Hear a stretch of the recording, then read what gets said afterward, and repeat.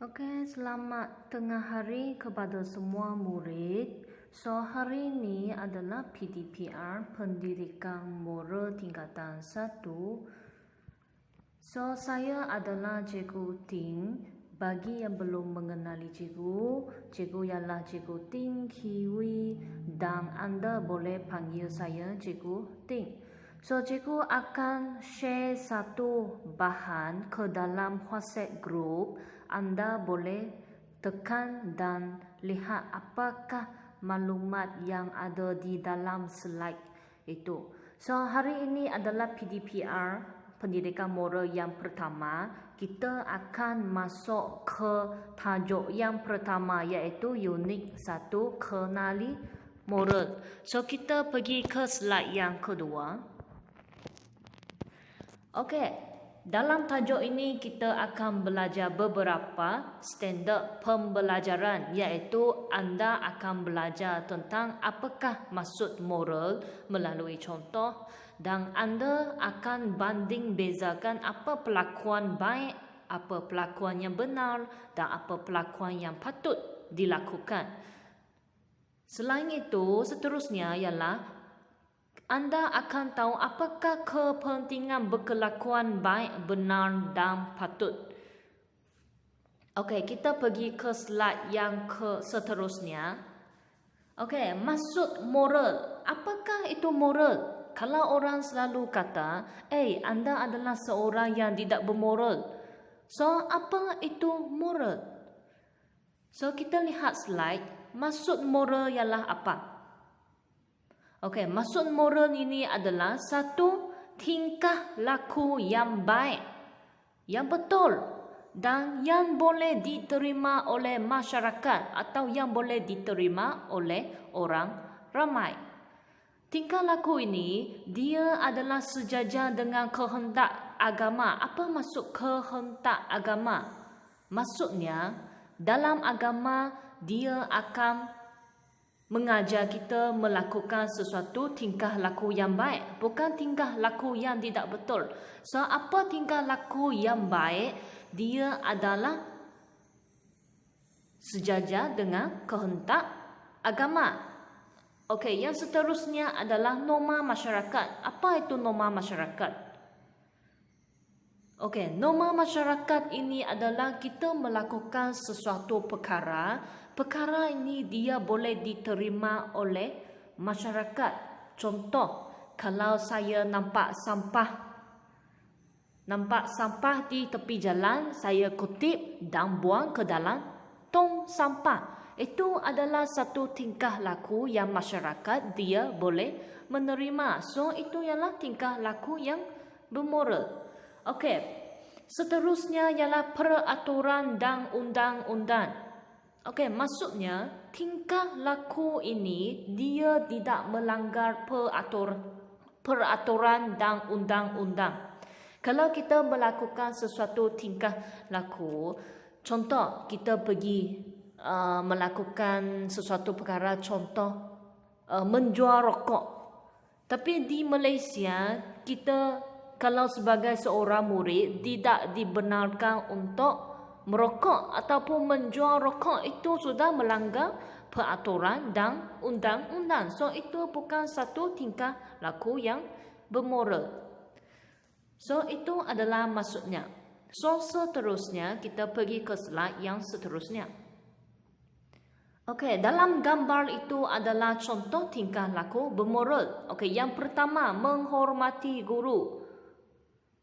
Contoh, kalau anda pergi ke sekolah, bagaimana anda menghormati guru? Contoh, kita memberi salam kepada guru, iaitu ucapan selamat pagi cikgu, selamat tengah hari cikgu, ataupun bila cikgu menolong anda dalam sesuatu perkara, anda mengucap terima kasih cikgu menolong saya. Itu adalah menghormati guru. Okey, yang kedua, memuliakan ibu bapa, iaitu kita perlu selalu bergaul dengan ibu bapa. Bukan kita sibuk dengan perkara sendiri, lepas tu biarkan ibu bapa di dalam rumah buat kerja sendiri. Itu bukan memuliakan ibu bapa. Okey, yang gambar yang ketiga, menziarahi jiran. Menziarahi jiran. So, setiap orang ada jiran. Jiran ialah orang yang tinggal di sekeliling kawasan perumahan. So, bagaimana kita nak bertingkah laku moral terhadap jiran, iaitu kita pergi menziarahi mereka dengan memberi buah tangan. Contoh, saya bawa buah-buahan bila pergi melawat jiran. Okey, yang keempat, gambar yang keempat, membantu rakan. Contoh, kalau rakan anda dalam kesakitan, lepas tu dia memerlukan sesuatu bantuan, anda perlu selalu sedia membantu. Kalau kawan kita tidak tahu bagaimana menyelesaikan masalah dalam subjek bahasa English contohnya. So, kalau saya seorang rakan yang pandai dalam bahasa English, dia tidak pandai, so saya perlu membimbing dia untuk menyelesaikan masalah dalam bahasa English. Itu ialah membantu rakan. Okey, seterusnya kita pergi ke slide yang seterusnya. Okey, slide ini adalah berkaitan dengan kita akan membuat perbandingan antara perlakuan yang baik, perlakuan yang benar dan perlakuan yang patut. Tapi apa beza? Apa maksud perlakuan baik, perlakuan benar dan perlakuan yang patut? Okey, kita lihat penerangan ataupun maksud di bawah itu. Okey, yang pertama, perlakuan yang baik. Okey, perlakuan baik ini adalah perlakuan yang boleh diterima oleh masyarakat. Contoh yang cikgu beri tadi ialah bila nampak sampah, kita kutip dan buang ke dalam tong sampah. Itu adalah perlakuan yang baik. Perlakuan yang boleh diterima oleh masyarakat. Bukan. Kalau perlakuan yang tidak boleh diterima oleh masyarakat ialah contoh, saya sebagai seorang pelajar tapi saya pergi menjual rokok di dalam kedai. Itu adalah perlakuan yang tidak boleh diterima oleh masyarakat. Itu bukan perlakuan yang baik. Okey, seterusnya, perlakuan benar. Perlakuan benar adalah perlakuan yang betul, tapi dia perlu berasaskan fakta. So, bila kita melaporkan, contoh, saya nak melaporkan, rakan-rakan ini dia buang sampah sebarangan di dalam kawasan sekolah. Saya nak melaporkan kepada guru. Tapi kita tidak boleh melaporkan sebarangan. Kita perlu ada bukti. Contoh, sampah yang dibuang di sana, lepas tu ada cikgu melalui laluan itu, anda terus cakap, cikgu dia buang sampah di atas lantai. Ya, itu sudah menunjukkan satu bukti ataupun berasaskan satu fakta. Maksudnya dia sedang melakukan pembuangan sampah di atas lantai dan anda melaporkan perlakuan yang tidak baik, perlakuan rakan yang tidak baik itu adalah perlakuan yang benar. Okey, perlakuan yang patut adalah perlakuan yang sesuai dibuat dan diterima oleh masyarakat. Maksudnya perlakuan yang sesuai dibuat. Okey, kalau berdasarkan penerangan ini, mungkin anda masih tidak faham. So, kita pergi ke slide yang seterusnya. Dia ada bagi satu contoh situasi. Okey, ini adalah satu contoh situasi. Apa dia cerita di dalam situasi itu? Jeffrey ternampak dua orang rakannya, iaitu Hun Sen dan Irfan, sedang menconteng dinding sekolah. Lepas itu, Jeffrey melaporkan tindakan rakannya kepada guru disiplin. Oleh itu, Hun Sen dan Irfan telah melakui perbuatan mereka dan guru disiplin menjatuhkan hukuman kepada Hun Sen dan Irfan. So, dalam situasi ini, kita bandingkan apa perlakuan yang baik, apa perlakuan yang benar dan apa perlakuan yang patut. Okey, kalau berdasarkan penerangan slide yang sebelum ini, perlakuan yang baik adalah perlakuan yang boleh diterima oleh masyarakat atau perlakuan yang boleh diterima oleh orang ramai.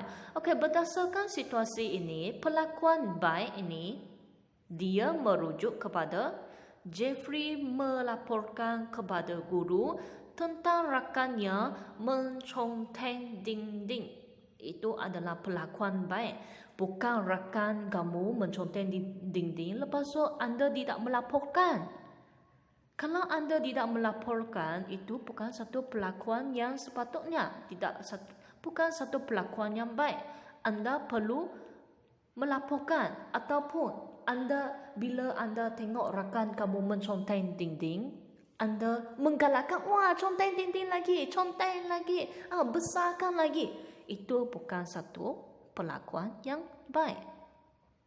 Okey, perlakuan yang benar. Dalam situasi itu, perlakuan yang benar adalah apa? Okey, perlakuan yang benar adalah Hun Sen dan Irfan, iaitu kawan kepada Jeffrey. Dia sudah mengaku dia sendiri menconteng dinding.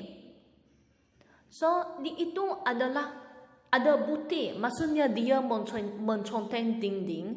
Dengan dinding itu sudah ada bukti bahawa ada contengan, contoh gambar-gambar ataupun perkataan-perkataan yang dia conteng dinding. Itu sudah menunjukkan satu bukti.